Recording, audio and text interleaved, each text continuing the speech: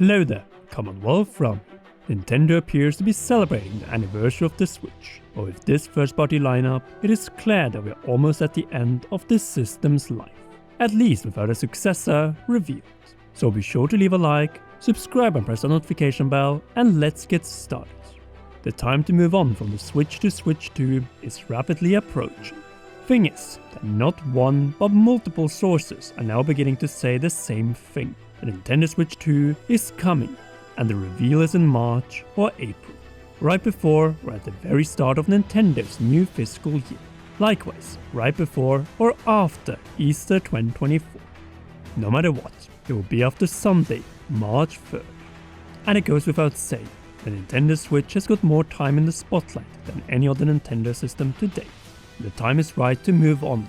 It is just that the system sales updates show that it absolutely deserves to remain alone at least for a little bit longer, since despite falling new hardware sales from 2020, this drop is not nearly as dramatic as with past systems, which struggled to sell even 5 million systems in their 6th years. For the Switch, that number is still over 15 million. Even then, it goes without saying that this cannot continue for much longer, primarily for one reason: the hardware is aging fast and we are long overdue for the next generation. Nintendo also doesn't have much of a choice, as they have run out of best-selling franchises that aren't already on the Switch with one or more titles. You know, Splatoon, 3D Mario, 3D Zelda, Super Smash Bros, Animal Crossing and Mario Kart, which despite no new generation, got the most packed MK ever. Pokemon is also at least 1 year away from revealing the next generation, Gen 10. Simply put, all system sellers have been used up between 2017 and 2023. Just like on the aging hardware front, the software is pointing in the same direction. New Nintendo system reveal in the first half and release in the second half of 2024. Developers in the massive GDC survey agree, to the point that over 4 times as many developers are already working on games for the Switch successor as of early 2024 compared to titles for the Switch at the same time in 2017. More importantly, far more than those developing are super excited for Nintendo Switch 2, a system that will not change everything but rather evolve a successful formula. What we love in the Switch, so hybrid but bigger, better and far more powerful, especially when docked to a TV. The docked experience was the only thing holding the Nintendo Switch back.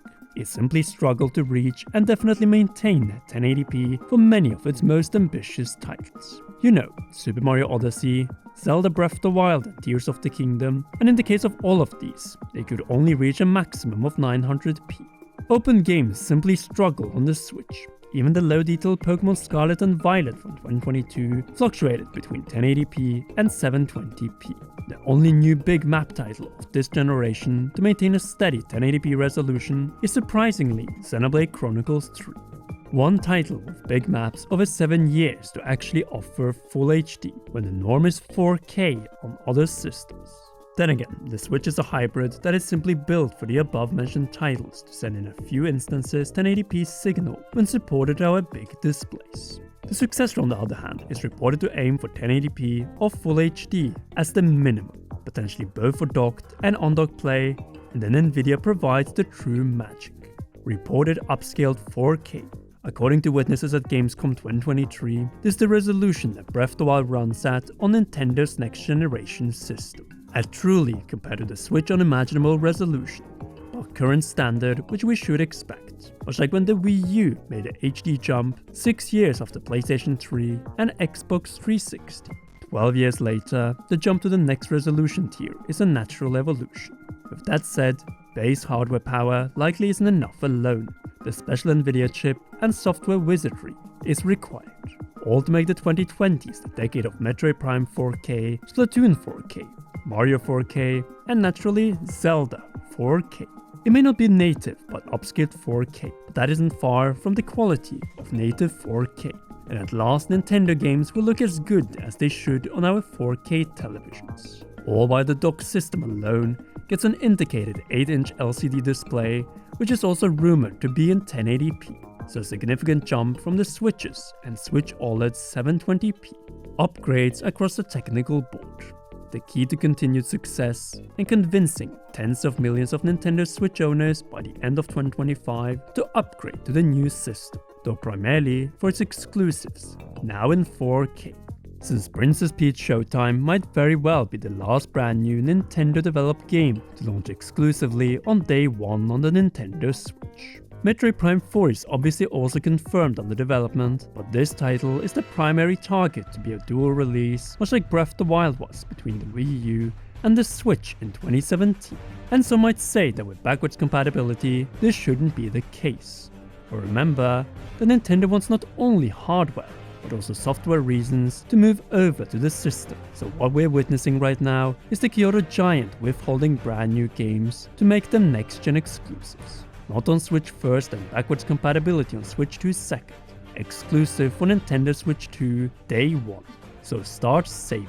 Nintendo knows from the unbeatable 2017 Switch launch lineup that they need a strong opening in the first 12 months to secure long-lasting success. Here we're talking about the release and the months after, but in truth, the starting shot will most likely go off sometime in March or April, all to maintain momentum and interest for the Nintendo brand despite not offering anything new that is first party on the Switch anymore.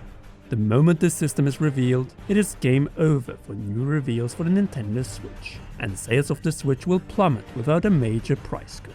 In other words, looking at things from this perspective, it is clear that Nintendo is probably in no rush to reveal the system until sometime in the second half of March, and even then, it could be pushed to April. Here is why. The last week of March is Easter, and announcing anything in this week is not happening, as most Nintendo offices outside of Japan are closed. The week prior, with Friday the 22nd, is the launch week of Princess Peach Showtime. Naturally for Nintendo, it isn't in their interest to reveal a new system here. That leaves us in truth with only two options. The week of March 6th to 8th, or 13th to 15th. The more you look at it, the more troublesome March is for a reveal, unless it is in the first full week of the month. There's also one more thing to keep in mind in March, the end of Nintendo's fiscal year, which as each year is on Sunday, March 31st.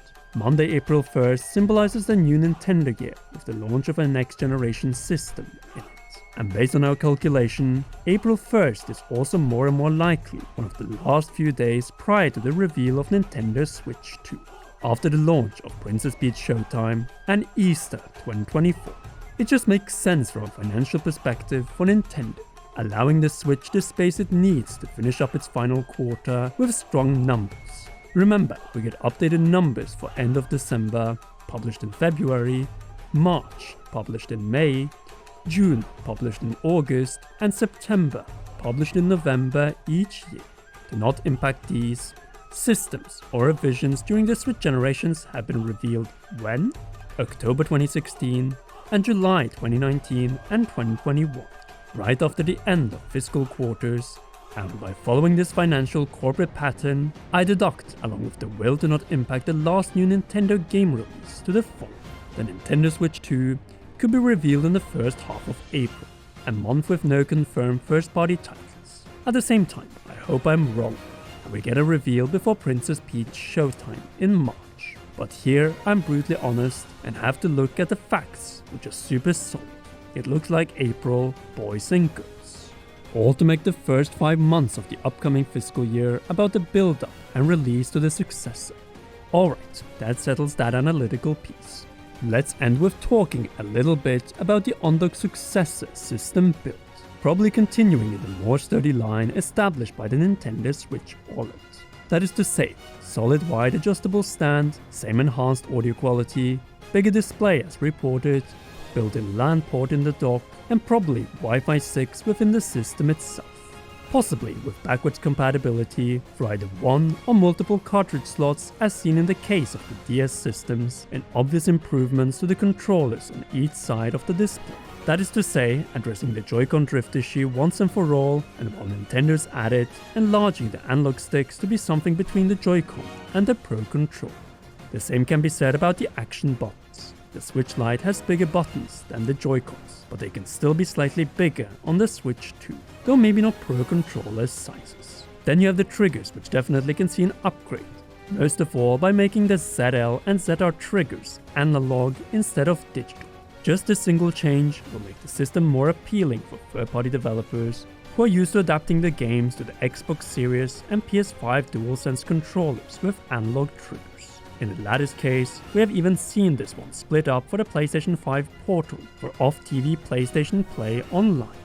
Other than that, Nvidia DLSS inside for upscaling to 4K, and boom, we have another winner that is almost ready, as of the upload of this video, to be revealed.